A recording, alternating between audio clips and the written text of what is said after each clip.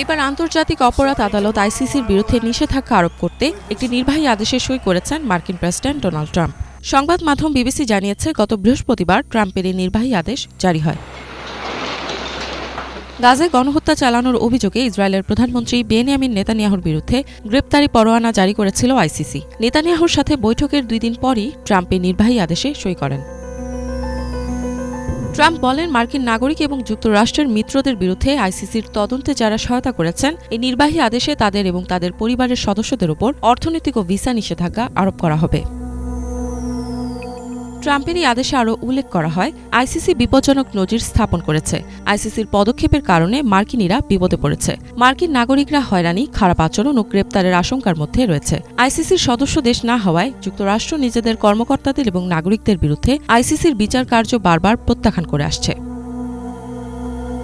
এর আগেও ইসরায়েলের প্রধানমন্ত্রী নেতানিয়াহুর বিরুদ্ধে আইসিসির ওয়ারেন্টের সমালোচনা করেছেন সাবেক প্রেসিডেন্ট জো বাইডেন। আইসিসির পদক্ষেপকে অত্যাচার উল্লেখ করে বাইডেন বলেন, ইসরায়েল ও ফিলিস্তিনের স্বাধীনতাকামীরা সমান নয়।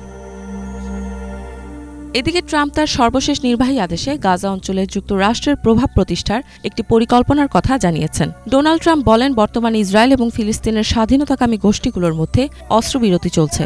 যুদ্ধের পর গাজা উপত্যকাকে ইসরায়েল থেকে যুক্তরাষ্ট্রের কাছে হস্তান্তর করা হবে। তিনি বলেন, এই পরিকল্পনা ফিলিস্তিনিদের পুনর্বাসন করবে এবং এতে কোনো মার্কিন সেনা পাঠানো হবে না। তবে ট্রাম্পের পরিকল্পনার বিরুদ্ধে তীব্র প্রতিবাদ জানিয়েছেন আরব নেতারা এবং জাতিসংঘ। এর আগের মেয়াদেও ট্রাম্প আইসিসির বিরুদ্ধে নিষেধাজ্ঞা আরোপ করেছিলেন। যুক্তরাষ্ট্রের বিরুদ্ধে আফগানিস্তানে যুদ্ধাপরাধের অভিযোগ ওঠার পর তিনি এই পদক্ষেপ নিয়েছিলেন। ইফাত জাহান, বাংলাভিশন।